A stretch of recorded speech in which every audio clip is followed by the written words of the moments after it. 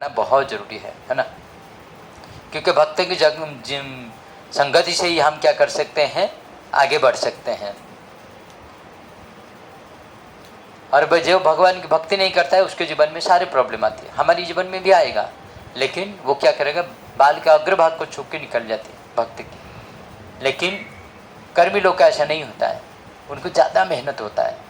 अगर उनके जीवन में कोई प्रॉब्लम आता है वो कहते हैं हाय ये क्या हो गया, हाय हाय करते रहते हैं, है ना। लेकिन जब भक्त के जीवन में वो आती है तो वो उसको भगवान को सौंप देती है, कोई बात नहीं, आपने किया है तो ज़रूर मेरे लिए कुछ अच्छा किया होगा, है ना। जैसे आज मैं जबानशु प्रभु को समझा रहा था, वो बता रहे थे प्रभु जी मैं तो मेरा तो 16 माला हो नहीं पा रहा है और मैं भगवान से वादा किया हूँ, क्या है मेरा रिजल्ट आप अच्छा कर दो और मैं आपका 16 माला करता रहूँगा, है ना। तो मैंने कहा कोई बात नहीं, अगर भगवान आपको फेल भी करेंगे तब भी उसमें कोई अच्छा ही रखेंगे आपके लिए, आप टेंशन मत लो।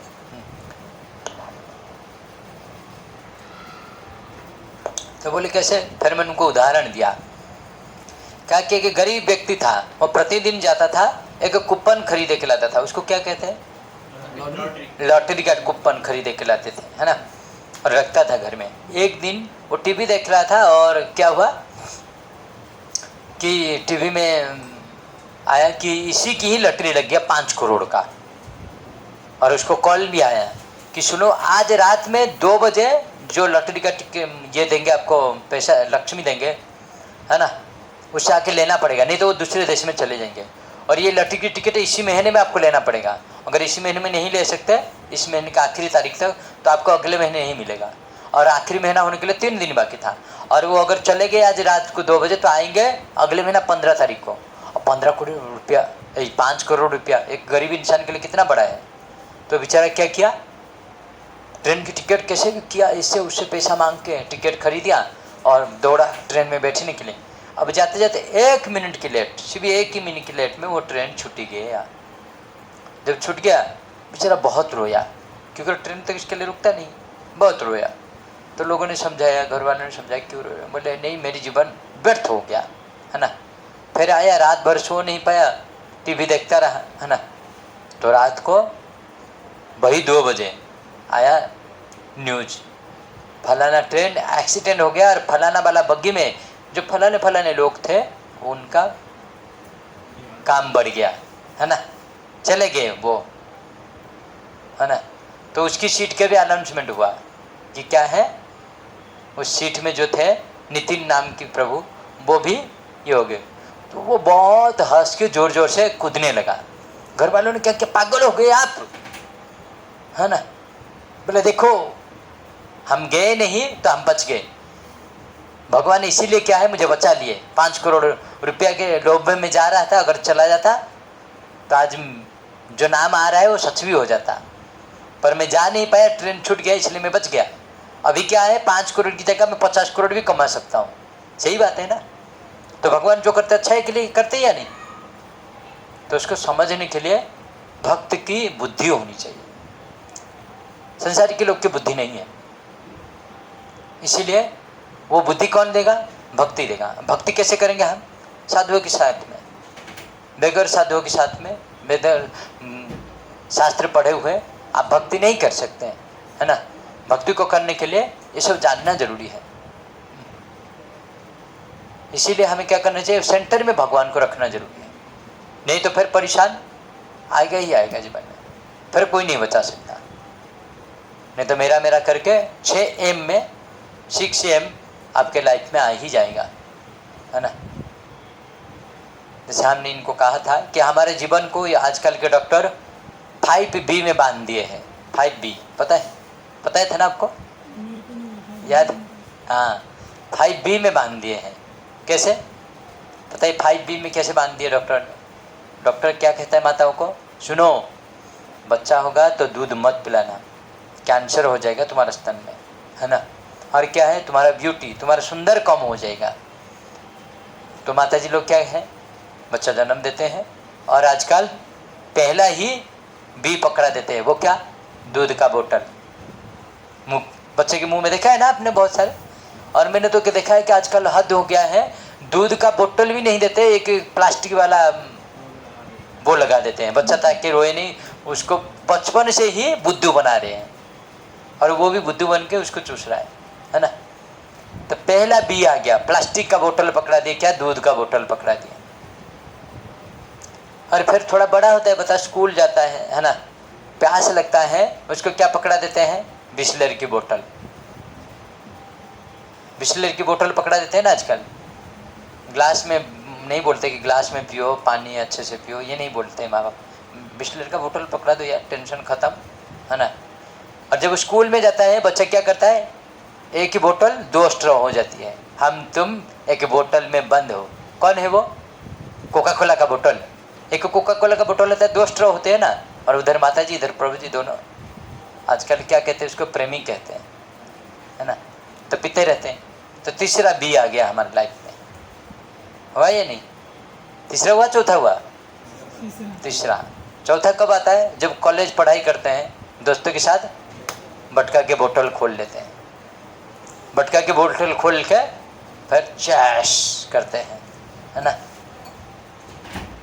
और फिर 5वां बोतल ना चाहते हुए भी लग जाती है, वो क्या, ग्लूकोन डी की बोतल।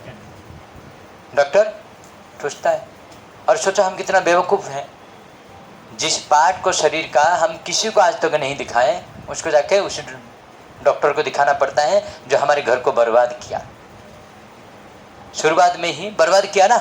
अगर हमारी माँ को बोल देता कि तुम 6 महीने तक, शास्त्र जो कह रहा है 6 महीने तक अच्छा दूध पिलाना अपने बच्चों को, उसको कोई बीमारी नहीं होगा, तो हम कितने सारी बीमारी से बच जाते हैं, है ना। देखिए प्रभु जी तो बहुत स्ट्रांग है, हम लोग इतने टाइम तक रहेंगे या नहीं पता नहीं, क्योंकि हम लोग भी वही दूध पिए होंगे ना। तो वही डॉक्टर को जाके उसी पार्ट को दिखाते हैं, और वो क्या करते हैं, पैसा भी देते हैं और बोलते हैं कि सुई लगा लो। और बेवकूफ़, उसको भी मज़ा आता है, इतना बड़ा सुई भोंक ही देता है, और पैसा भी देते हैं। जो पैसा आप कमा रहे इतने मेहनत करके, वो पैसा भी देते हैं उसको। पैसा क्यों कमाए थे, सुख में रहने के लिए, थोड़ी डॉक्टर को देने के लिए पैसा कमाए थे। हम पैसा कमाए थे इसलिए सुख में रहने के लिए, पर यहाँ पैसा दे के भी दुख को ला रहे हैं। तो यानी कि भगवान ने जो कहा है ठीक है, कि सुखालय में नहीं है, ये दुखालय में है, और यहाँ हमें दुख ही दुख प्राप्त होगा ही होगा, है ना। तो हो ही रहा है। और क्या है, आज कलयुग में हम खरीदे रहे, दुख को खरीदे रहे हैं। ऐसा नहीं है कि दुख अपने आप आ रहा है, हम जानबूझ कर खरीदे भी रहे हैं दुख को पैसा देके। जिस पैसा को कमाए थे सुख में रहने के लिए, उस पैसा को लगाते हैं दुख खरीदने के लिए।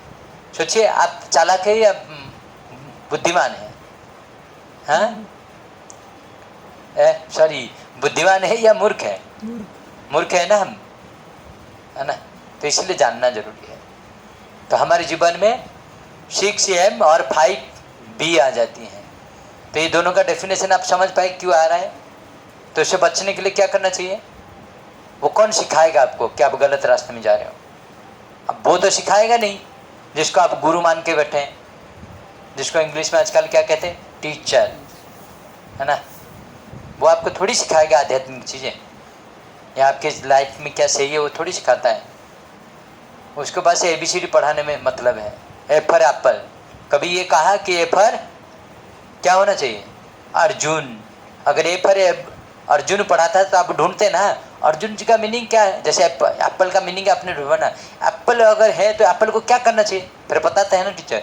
एप्पल एक फल है, वो एक कश्मीर की एरिया में होती है ना, उसको खाने से पेट भरती है, उसको एनर्जी आती है, पता है। वैसे ही ए फॉर अगर एप्पल पढ़ाता वो, पर ए फॉर की जगह एप्पल की जगह अर्जुन पढ़ाता तो आप ढूंढते ही या नहीं अर्जुन कौन है, फिर वो पता था ना। उसको भी पढ़ना पड़ता, पहली बात तो ये है, वो टीचर को भी पढ़ना पड़ता ना कि अर्जुन जी का स्टोरी क्या है। फिर पता था नहीं ये 5 पांडव थे और ये तीसरे भाई थे मंजिल थे, इनके गुरु द्रोणाचार्य थे, इसके पिता पंडु थे, इसका माँ कुंती था, इसका सखा, इसका दोस्त कौन था, स्वयं भगवान कृष्ण था। ये महाभारत युद्ध में बहुत बड़ा लड़ाई लड़ा था और भगवान कृष्ण इसके सारथी थे, भगवान कनेक्ट थे। ये कृष्ण कौन है, बच्चा पूछेगा ना। फिर जब अर्जुन जी के सखा के बारे में पता चला कृष्ण इतने बहुत कुछ काम किए, तो बच्चा पूछेगा ना कि कृष्ण कौन है, फिर कृष्ण की भगवान की स्टोरी उसके सामने आ ही जाता। लेकिन हमें क्या सिखाएगा, ए फॉर एप्पल, और हम रह गए एप्पल में। उसके आगे बढ़ नहीं पा रहे, समझ गए? तो वो गुरु नहीं है, उसको टीचर कह सकते हैं आप, है ना। पर गुरु कौन है?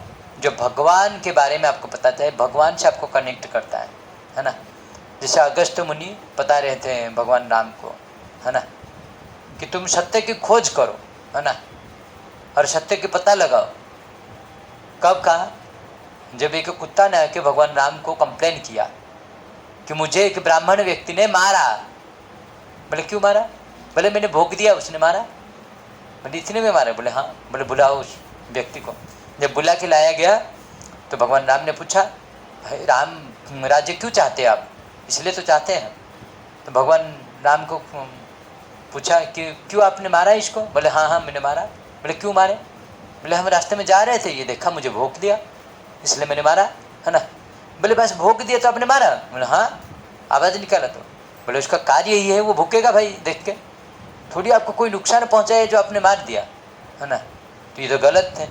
तो पता क्या सज़ा दिया जाए? अब मंत्रियों को पूछा तो मंत्रियों ने क्या कहा कि जो कुत्ता ने ही कंप्लेन किया है उसी को ही पूछते क्या सज़ा दिया जाएगा। अब कुत्ता को पूछा गया तो कुत्ता ने क्या कहा कि इसको एक बहुत ही बड़ा पद दे दिया जाए, एक एरिया का मुखिया, उस टाइम मुखिया बोलते थे, या फिर क्या ऐसे कुछ वर्ड इस्तेमाल होता था आजकल जैसे मुख्यमंत्री या हाँ ऐसे ये होती है। तो उन्होंने कहा कि एक एरिया का मुखिया इसको बना दिया जाए। तो सब मंत्रियों ने कहा ये कैसा न्याय है भाई, वो मुखिया बनेगा तो उसका आगे सब साहब जी प्रभु जी प्रणाम करेंगे, सब चीज़ें देंगे, वो अच्छे से जिएगा, है ना। तो कुत्ता को भगवान राम ने कहा हाँ ये कैसा न्याय है बताओ। भगवान को तो पता था, फिर भी भगवान तो लीला कर रहे हैं ना हमें सिखाने के लिए। तो उन्होंने कहा इसीलिए कहा क्योंकि मैं पिछले जन्म में एक बहुत बड़ा मुखिया था, और जब मुखिया होते हैं तो क्या करते हैं, मेरा फिर गलत कार्य करते हैं, इधर का चीज़ उधर, उधर का चीज़ उधर, उधर का चीज़ उधर करके गलत कार्य करते हैं। और जो गलत कार्य करता है बड़े ऊंचे पद पर रह के, उसको क्या है अगले जन्म में कुत्ता बनना पड़ता है। ये त्रेता युग में बताया गया है ना। तो इसीलिए भगवान राम ने क्या कहा कि इसको मुखिया बना दिया जाए ताकि उसका अगला जन्म क्या बनेगा, कुत्ते का बनेगा, है ना। तो सबने हैरान हो गए, है ना, कि कितना दिमाग है कुत्ते का, इसलिए राम राज्य हम चाहते हैं, है ना। तो वैसे ही हमें क्या करना चाहिए, बुद्धिमान होना चाहिए। हमें वो कुत्ता भी बुद्धिमान था ना, तभी तो मांगा कि इसको क्या करो मुखिया बना दो। तो हमें भी वैसे क्या बुद्धिमान होना है, हमें वो ब्राह्मण की तरह थोड़ी बनना है कि भाई कुत्ते को मार के कुत्ता बन जाओ, नहीं होना है ना। हमें क्या करना चाहिए, भक्ति करना है। तो सिखाए कौन, अगस्त मुनि सिखाए भगवान राम को कि सत्य का खोज करो। तो जो सत्य का खोज किया तो मिला कि सही है ना। भगवान को खोज करने की ज़रूरत नहीं, पर भगवान आते हैं ना हर युग में अवतार लेके, क्या करने के लिए, अलग अलग चीज़ सिखाने के लिए। तो भगवान राम जब आए तो सिखाए कि पुरुष का क्या होना चाहिए कैटेगरी, और एक पुरुष को क्या करना चाहिए। फिर भगवान कृष्ण आए तो अपने लीला के जरिए हमें दिखाए अपने ऐश्वर्य भाव को, मैं ही भगवान हूँ। 6 दिन में पुतना को मार दिया, है ना। फिर सकटासुर को मारे, फिर तृणावत को मारे, समझ गए। 3 साल में अंदर 3 बड़े बड़े राक्षस को मार के गिरा दिया, दिखाए कि मैं ही भगवान हूँ। पर लोगों को पता नहीं चला। भगवान हर युग में अलग अलग स्टेज लेके आते हैं, अलग अलग चीज़ को समझाने के लिए, और साधुओं ने उसको डेफिनेशन से समझाते भी है हमें, पर हमें समझ में नहीं आता है। फिर भगवान हार मान के आखिरी में क्या कहा कि चलो मैं ही भक्त बन जाता हूँ। तो वो बन के आए चैतन्य महाप्रभु, गौरंग महाप्रभु, है ना, नित्यानंद महाप्रभु बन के आए, और क्या किए, इसे हरे कृष्ण महामंत्र को हर किसी को देने के लिए बाध्य हो गए। बोले कि तुम कुछ भी करो, कहीं पे भी रहो, और क्या करो, मेरा नाम लो, भगवान के नाम लो, और ये टिकट को खरीदो भगवत धाम जाने की, है ना। पर हम वो भी नहीं कर पाते, इतना छूट दिया गया। बाकी जो भी मंत्र आप जपेंगे तो उसके लिए एक स्वच्छ कपड़ा होना चाहिए, स्वच्छ आसन होना चाहिए, स्वच्छ वातावरण होना चाहिए, फिर आप बैठ के उस नाम को जप सकते हैं। लेकिन हरे कृष्ण महामंत्र ऐसा है जो शास्त्रों में वर्णन है कि आप कहीं पे भी रह के उसको जप सकते हैं, और कहीं पे भी क्या है उसको उच्चारण करके भगवत धाम जा सकते हैं। एक बार चैतन्य महाप्रभु शौच कर रहे थे और अपने जीभ को ऐसे टॉवल में बांध के बैठे थे। तो एक भक्त ने देखा कि महाप्रभु आप ये क्या कर रहे हैं। वो शौच करने के बाद पूछा, बोले क्या करूँ, हर समय हरे कृष्ण महामंत्र जपता रहता है ये जीव, तो मैं कैसे रोकूं इसको। बोले आप तो कहते हैं कि क्या है, जात शही ध्रुवमृतम ध्रुवम जन्म मृत सच तस्मात् परिहाय थे नत्वम शोचितुमर्हसि। जिसका मृत्यु है उसका पुनर्जन्म निश्चित है, और पुनर्जन्म के बाद क्या करना पड़ेगा, पुनर्जन्म होगा तो दुख तो होगा ही, है ना। तो इस पुनर्जन्म से मुक्त होने के लिए आप कहते हैं, है ना, कि क्या भगवान के नाम जप करना चाहिए, और क्या अंत काले च मामेव, है ना, स्मरण है मुक्त कलेबरम। तो अंत काल में जो जैसा ही याद करता है, सोच रखता है, वैसे ही उसको अगला जन्म प्राप्त होता है। अगर सोचो कोई सोच में बैठा हुआ है और उसका शरीर छूट ही गया, और वो आपके बारे में सोच नहीं पाया या आपके नाम नहीं ले पाया, तो फिर उसका क्या गति होगा। भाई जीवन भर वो आपके नाम लिया और आखिरी में तो ले नहीं पाया। तो भगवान ने कहा हाँ ये बात तो सही है। चैतन्य महाप्रभु ने कहा बोले ठीक है, छूटे, आज सोच में भी बैठ के तुम भगवान नाम ले सकते हो। सोच में भी बैठ के, इस कली युग में आप सोच कर रहे हो, वहाँ पे भी भगवान नाम को ले सकते हैं, उच्चारण कर सकते हैं, है ना। हाँ ऐसे जोर जोर से नहीं, मन में कर सकते ना, जरूरी है ना। तो ये कहाँ हुआ, रामायण में प्रसिद्ध हुआ। रामायण में एक भक्त, एक जगह में कथा हो रहा था, वहाँ पे वो कह रहे थे कि भगवान के नाम लेना बहुत जरूरी है, कम से कम 10 मिनट तो ले ही लेना चाहिए 24 घंटे में, है ना। तो उन्होंने कहा कि 24 घंटे में 10 मिनट तो कम से कम भगवान के नाम ले ही जाना चाहिए, है ना। लेकिन एक सौदागर थे जो बहुत पैसा वाले थे, और उन्होंने क्या कहा कि मेरे हाथ उठाए, पूछते ना लास्ट में हम आप सबको कि प्रश्न पूछिए कुछ। तो उन्होंने कहा मैं भगवान के नाम लेना बहुत चाहता हूँ, लेकिन क्या है हम ले ही नहीं पाते हैं। बोले क्यों, बोले कि हमारे पास समय ही नहीं है। बोले क्या 24 घंटे में आपके पास 10 मिनट समय नहीं। बोले नहीं। बोले हम जब से उठते हैं और जब सोते हैं तब तक हम हमेशा क्या है, पैसा कमाने में बिजी रहते हैं। हर कोई आता ही रहता है मेरे पास, मैं ग्राहक व्यापारी हूँ, तो हमारे पास कोई ना कोई आते रहता है। बोले ठीक है। वो कथाकार ने क्या कहा, व्यास आसन में जो बैठा था, क्या आप सोच करते हैं। बोले हाँ हाँ। बोले उस समय 10-15 मिनट क्या करते हैं, कितना समय लगता है। बोले 10-15 मिनट तो लगता है। बोले क्या करते हैं। बोले ऐसे ही बैठे रहते हैं। आजकल के टाइम में तो कोई नहीं बोलेगा ऐसे बैठे रहते हैं, आजकल के टाइम में कोई ना कोई पेपर या फिर आजकल हो गया है मायादेवी चलाता रहता है बैठ के, है ना। तो उन्होंने कहा ठीक है, उसी 10-15 मिनट क्या करो, उसी समय तुम भगवान को बुलाओ। और वो 10-15 मिनट वो बहुत ध्यान पूर्वक राम राम राम राम पुकारते थे। और एक दिन हनुमान जी ऊपर जा रहे थे, जहाँ राम नाम सुने वहाँ उतर गए हनुमान जी, और उतर गए, है ना। तो उस टाइम लैट्रिन बाथरूम ऐसे नहीं करते थे, आपके सीमेंट घर में मार्बल डाल के नहीं डाला, झाड़ियों में जाते थे लोटा लेके, है ना। तो वो झाड़ी में उतर के देखा कि इस झाड़ी में कौन तपस्या करते बैठ के। पता चला कोई तपस्या नहीं कर रहा, कोई सोच कर रहा है। हनुमान जी देखे, बोले कि अरे मेरी भगवान का नाम है, तुम्हें असोच नाम में ले रहे हो, जगह में ले रहे हो।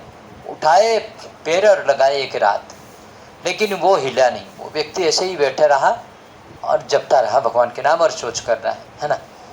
तो ये हैरान होकर हनुमान जी भगवान राम के पास आए और कहे कि भगवान भगवान, इतने में भगवान राम आपने कमर पकड़ के बैठ गए। हाय क्या हो गया। तो हनुमान जी पूछे, बोले प्रभु क्या हुआ बताइए, कौन किया आपके ऐसे हालत, मैं उसकी सर को क्या है मेरी अपनी गदा से चित्र चित्र करके उड़ा ना दूं। बोले नहीं हनुमान आप कर ही नहीं सकते। बोले क्यों। बोले कि नहीं आप कर ही नहीं सकते, जो किया है ना उसी को ऊपर आप हाथ ही नहीं उठा सकते। बोले नहीं नहीं आप बताओ तो। बोले बताओ पहले आप क्या करने के लिए आए थे। बोले हाँ मैं भूल ही गया, हम यही बताने के लिए आए थे कि क्या है कि मैंने किसी को लात मारा और वो असोच में बैठ के आपके नाम जप कर रहा था, है ना, लेकिन वो हिला नहीं। तो भगवान राम ने कहा आप इसमें से समझ में नहीं आया कि जिसका एक मुष्टि के प्रहार से रावण पाताल में दब गया है ना, तो उसका एक लात पड़ने पर उस मानव का क्या धज्जियां उड़नी चाहिए। बोले हाँ मैंने सोचा ही नहीं, क्यों हुआ बताइए। बोले आप जब मारे ना वो क्या कर रहा था। बोले वो आपके नाम का जप कर रहा था, राम राम राम, है ना। बोले जो मुझे भगवान राम ने कहा, जो मुझे मेरी नाम बहुत प्रेम पूर्वक लगता है, हृदय पूर्वक, मैं उसको आलिंगन करके बैठता हूँ। क्या करके बैठता हूँ, आलिंगन करके बैठता हूँ। और उसी व्यक्ति को मैं आलिंगन करके बैठा था, और जब आपने लात मारा तो मेरी ही कमर में लगा। अब हनुमान जी रोने लगे, बोले आपको लात को झेलने की कैपेसिटी किसके पास है? राम के पास है। इसलिए तो आप सब गाते हैं ना यहाँ पे, दुनिया ना चलेगा राम के बिना, राम ना मिलेंगे हनुमान के बिना, है ना। तो हनुमान जी को क्या कहा कि आपकी लात को झेलने के लिए मेरे पास कैपेसिटी। तो आपने जो लात मारा वो व्यक्ति नहीं झेला, क्योंकि मैं उसको आलिंगन करके बैठा था, इसलिए मेरी कमर में लगा, इसलिए मेरी कमर में बहुत दर्द हो रहा है। तो हनुमान जी रोने लगे, बोले मैंने कितना बड़ा पाप कर दिया, है ना। तो हनुमान जी को सबसे परम वैष्णव कहा गया, क्योंकि उनके रोम रोम में ही राम बैठे हुए हैं। तो भगवान के नाम कहीं पे भी ले सकते हैं, समझ में आ रहा है? ऐसा नहीं कि सोच है ये है वो है। बहुत सारे पूछते हैं, हाँ इस जिसके पास बीट बैग है उसको क्या है, शमशान में या लैट्रिन के अंदर लेके नहीं जाना चाहिए बीट बैग को। भगवान के नाम वैसे जप सकते हैं, पर ये नहीं। वैसे कोई प्रश्न कर सकता है कि कंठी माला जा सकता है, तो वो क्यों नहीं जाएगा, वो भी तो तुलसी है। पर कंठी माला में मैं आप सबको क्लास दिया ही हूँ, है ना। अच्छा आप सब नहीं है तो आपको नहीं दिए, ये सब पुराने जो बैठे हैं उनको पता ही है। वो 108 मोतियाँ हैं, उसमें 108 देव देवता बैठ जाते हैं, है ना। एक बार जब आप हरे कृष्ण महामंत्र पूरे माला में करना शुरू कर देते हैं, और उसमें राधा कृष्ण भी उसमें सुमेर के रूप में बैठते हैं, इसलिए ये सबको सोच में लेके जाने की इजाज़त नहीं है आपको, है ना। इसलिए उनको शमशान से या फिर बाथरूम से दूर रखा जाता है बीट बैग को, है ना, जप माला। तो इसलिए हमें क्या करना चाहिए, भगवान के नाम की जप बहुत दृढ़तापूर्वक जपना चाहिए। हमारी वैष्णव एडिकेट में कहा गया है कि 4 नियम का पालन करते हैं हम सब। हमारे इस्कॉन में जो आता है उसको पहले ही प्रभुपाद कहते हैं कि 4 नियम का पालन करना चाहिए, 16 माला करना है, क्योंकि इस चीज़ को करके ही आप भगवत धाम अच्छे से जा सकते। 4 नियम का पालन करने से क्या होगा, हम प्योरीफाई होंगे, गलत कार्य से बच जाएंगे, कली से बच जाएंगे, क्योंकि कली का स्थान 4 जगह में है ना। कहाँ? जो ये गलत पुरुष या स्त्री का संग करता है वहाँ पे, वेश्या का संग जिसे कहते हैं, है ना, वहाँ पे रहता है कली। और कहाँ? जहाँ नशा होती है, जो नशा करते हैं, नशा तो किस बहुत प्रकार की, तंबाकू बीड़ी सिगरेट जो भी है, तो भाई जेठा रहा है जो करते हैं उसके उसी में कली बैठते हैं। और तीसरा किस में बैठते हैं, जो नॉनवेज खाते हैं, गलत खाते हैं चीज़ें, प्याज लहसुन भी उसमें आते हैं, है ना। और चौथा क्या है, गेमलिंग, है ना, जो जुआ खेलते हैं, यानी कि सट्टा लगाते, पैसा लगाते। जुआ का मतलब ये मत समझ लीजिए कि पासा फेंकेंगे तो आपको जुआ है। जुआ का मतलब है जहाँ जहाँ पैसा लगा रहे आप जिस कार्य में, है ना। तो उसी से बचने के लिए क्या है, अगर किसी के जीवन में अशांत है तो इस 4 दरवाजे से कोई एक दरवाज़ा वो खोल रखा है जिससे वो अशांत है, क्योंकि कली का वास है इसमें, समझ रहे। तो इसलिए हमें क्या करना चाहिए, इस 4 दरवाजे को बंद करना चाहिए। और ये हमें सिखाते हैं इस्कॉन में, आप आए हो तो आपको भी आगे सीखना चाहिए। हाँ एक साथ में नहीं होगा, आप कह सकते हैं प्रभु जी मैं प्याज लहसुन खा रहा हूँ या नॉनवेज खा रहा हूँ, या फिर मेरे घर में ये हो रहा है, या मैं नशा कर रहा हूँ, है ना। अभी बताएंगे, हाँ हाँ पता रहे हैं अभी, है ना। प्रभु जी पूछा है, पता रहे कि प्याज लहसुन तो गलत नहीं है, सही चीज़ें हैं, क्यों नहीं खाना चाहिए। तो इसीलिए हमारे इस्कॉन में ये 4 चीज़ें पता नहीं। तो प्याज लहसुन क्या है, कहा जाता है शास्त्र में, जब समुद्र मंथन होता था, समुद्र मंथन के समय राहु नाम का एक राक्षस था जो अमृत को पी लिया था। तो उसके अमृत इस गले से नीचे जाने से पहले ही भगवान विष्णु ने क्या किया, सुदर्शन में उसकी गला काट दिए थे। तो उससे पहले वो कौन सा अवतार लिए थे, 4 अवतार भगवान एक ही साथ लिए, पता है। सबसे पहली बार भगवान ने, भागवत में लिखा गया है, 4 अवतार एक साथ लिए। पहले अजित की अवतार लिए समुद्र मंथन में, जो देवताओं की तरफ होकर सर्प को खींचने के लिए, वासुकी को, क्योंकि देवताओं के पास इतने ताकत नहीं था कि वो सर्प को खींच सके, और उनके पास बुद्धि नहीं था कि सांप को कौन सी तरफ पकड़ना है। तो भगवान ने अजित अवतार लिए और क्या किए, सांप के मुख को जाके पकड़े, ताकि राक्षस क्या समझे कि देवता लोग बहुत चालाक हैं, शायद सर्प के क्या मस्तक की तरफ इसलिए पकड़ रहे कि उधर कुछ तो मिलेगा। तो राक्षस ने क्या कहा, नहीं नहीं हम नहीं पकड़ेंगे, पूंछ बहुत तुच्छ है, हम ही सर पकड़ेंगे। तो भगवान क्या किए, फिर देवताओं को लेकर चले गए, कहा पूंछ पकड़ लिए। और ये जो पकड़ के खींचने लगे तो उसके मुख से निकला क्या, विष की ज्वाला, जिसको जलाने लगा, किसको, राक्षसों को। अब राक्षस छोड़ नहीं सकते, भगवान ने पलटिस करके अजित अवतार लिए। फिर क्या अवतार लिए? कच्छप अवतार। पहाड़ जब डोल रहा था उसको स्ट्राइक करने के लिए कच्छप अवतार लिए, कछुआ का अवतार। फिर भगवान ने कौन सा अवतार लिए? धनवंतरी अवतार, जिसमें भगवान अमृत के घड़ा को निकाले, समुद्र मंथन के टाइम निकाले। और फिर राक्षस इतना बलवान है कि भगवान के अवतार को हरा दिए, धनुमंत्री को हरा के समुद्र के घर जो अमृत के घड़ा को लेके भाग गए, है ना। जिसके वजह से भगवान को फिर चौथा अवतार लेना पड़ा, मोहिनी अवतार, भगवान की जो सबसे मनमोहिनी अवतार, है ना। और उसी अवतार में भगवान ने क्या किया? राक्षसों को और देवताओं को मोहित किया और कहा क्या कि मैंने सोचा था यहाँ पे बहुत सारे लोग हैं, तो जहाँ जहाँ लोग होते हैं मैं वहाँ मनोरंजन करने के लिए जाता हूँ, इसीलिए मेरा नाम मोहिनी है। लेकिन यहाँ पे तो कलह है, और जहाँ कलह मैं नहीं रुक सकता, मैं भाग रहा हूँ। लेकिन राक्षस का कमजोरी क्या है? रजोगुण में रहते हैं ना, तमोगुण नारी। तो उन्होंने कहा रुको रुको रुको रुको, बलि महाराज ने कहा आप जो कहोगे हम वही करने के लिए राजी है, आप रुक जाओ। तो उन्होंने कहा ठीक है, हम जो कहेंगे आप करोगे ना? बोले हाँ। पहले तो वो अमृत की घड़ा मुझे दे दो, और दूसरा क्या, एक माया का नगरी ऐसे बनाए वो जो स्वर्ग से नीचे और धरती से ऊपर बीच की में थे। उसी में बोले कि इसमें सब दो लाइनों को बैठ जाओ, एक तरफ दानव और एक तरफ, है ना, देवता, बैठ जाओ। और फिर हम बांटेंगे और नृत्य करेंगे, फिर आप लोग अमृत का पान करना। तो वहां पे भगवान ने क्या किया? अमृत बांट रहे थे, तो अमृत किसको दे रहे थे? देवताओं को। और विष किसको, जो मदिरा किसको पिला रहे थे? राक्षसों को, है ना, दानवों को पिला रहे थे। तो वहां से राहु नाम का एक राक्षस था जो चालाक करके क्या किया, भेष बदल के आके सूर्य और चंद्र के बीच में घुस गया। जब वो पी लिए, भगवान पिला रहे थे अमृत, तो वहां पे सूर्य देव और चंद्रदेव ने कहा कि ये तो राहु है। तो भगवान फिर अपनी असली अवतार में आए और क्या है, काट दिए किसको? राहु के गला को। तो वो जो जागा था वो कहाँ था? मैंने बताया ना, वो स्वर्ग में था ना मर्त्य में था, वो तो बीच में था। तो जब काटा गया तो उसके गले से जो खून कम ये गिरे, तो उसी से प्याज की उत्पत्ति हुई, और जो हड्डी गिरी उससे लहसुन की उत्पत्ति हुई। तो वो नुकसान नहीं है लेकिन घातक है, आपके अंदर क्या रजोगुण बढ़ाएगा। और जब रजोगुण बढ़ती है तो रजोगुण व्यक्ति क्या करती है? कामुक होती है, गलत कार्य करती है, गुस्सा करती है। क्रोधा भंसादो सम्मोह, सम्मोह स्मृति विभ्रम। जो क्रोध करता है उसका स्मृति नष्ट हो जाती है, स्मृति विभ्रम, स्मृति भंसादो बुद्धिनाशो, है ना। और जिसका स्मृति नष्ट हो जाती है वो क्या करती है? उसकी बुद्धि भी नष्ट हो जाती है, और बुद्धि नष्ट होने पर क्या करती है? वो नीचे गिरता ही गिरता है। तो आप चाहते हैं कि नीचे गिर जाए?